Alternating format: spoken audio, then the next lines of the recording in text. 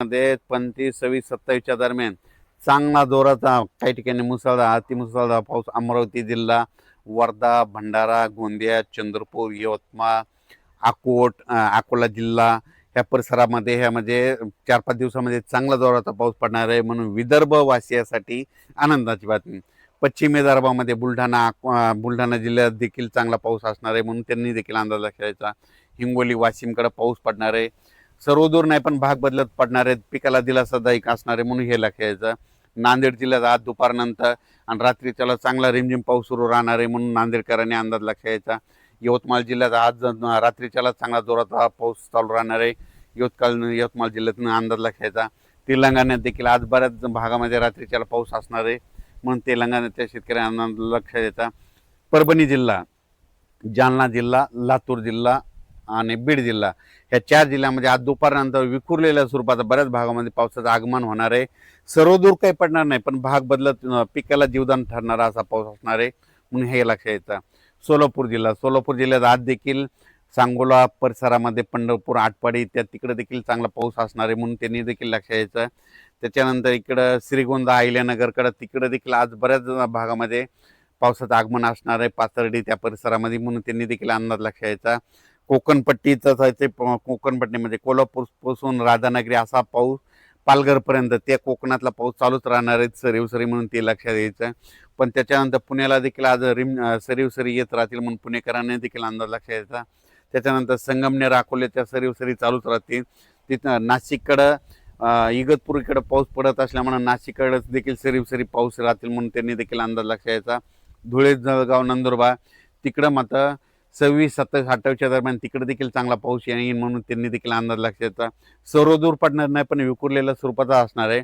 फक्त चांगला मोठा पाऊस फक्त अमरावती जिल्हा, इकडं अकोट तालुका, मोर्शी अमरावती जिल्ह्यातला मोर्शी तालुका, त्याच्यानंतर इकडं बेतूल, मध्य प्रदेशमधलं बेतूल, इकडं त्याच्यानंतर अचलपूर, दर्यापूर, त्याच्यानंतर इकडं उमरेड, वर्धा, नागपूर, भंडारा, गोंदिया, त्याच्यानंतर इकडे यवतमाळ, किनवट ह्या परिसरामध्ये मात्र चांगला पाऊस असणार आहे म्हणून विदर्भासाठी हे जोराचा पाऊस असणार आहे म्हणून विदर्भ शेतकऱ्यांनी अंदाज घ्यायचा.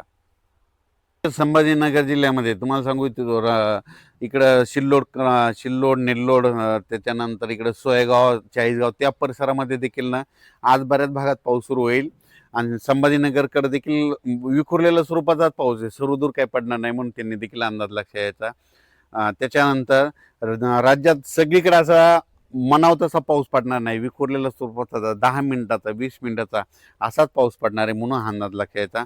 फक्त जोराचा पाऊस फक्त विदर्भातच पडणार आहे म्हणून विदर्भासाठीच हे खास करून आनंदाची बातमी आहे. त्याच्यानंतर परत सप्टेंबरमध्ये मात्र परतीचा पाऊस एक शेतकऱ्याला तारणार आहे म्हणून ते एक अंदाज आताच लक्षात घ्यायचा.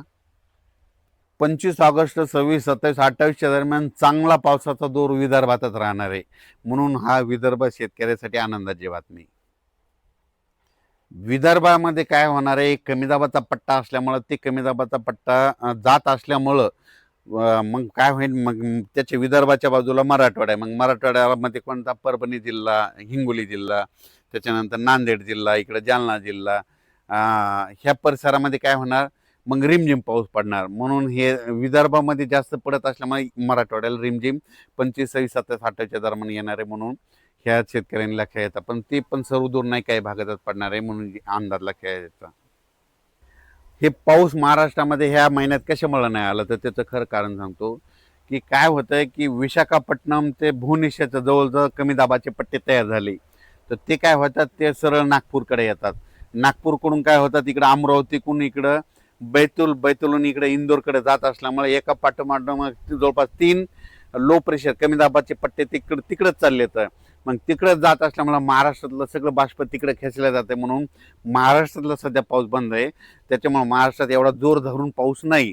मग महाराष्ट्रात जोर धरण्यासाठी तुम्हाला सांगू इच्छितो की मछलीपट्टम आहे, म्हणजे इकडे चेन्नईकडं मछलीपट्टम आहे.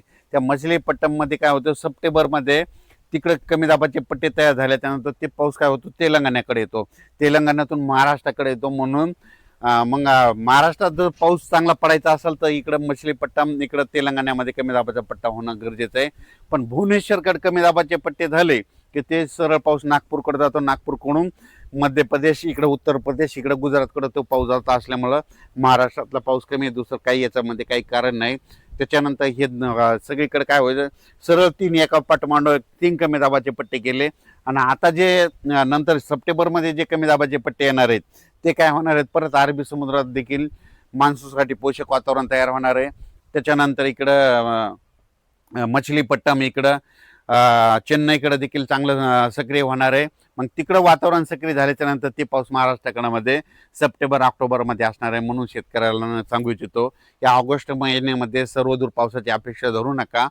फक्त विदर्भातच पाऊस पडणार आहे. तेच कारण ते कमी दाबाचे पट्टे त्या साईडनं जात असल्यामुळं. आणि सप्टेंबर मात्र आपल्याकडं ते कमी दाबाचे पट्टे इकडून तयार होते आणि ते पाऊस आपल्याला येणार आहे. म्हणून हे शेतकऱ्यांनी अंदाज लक्षात घ्यावा.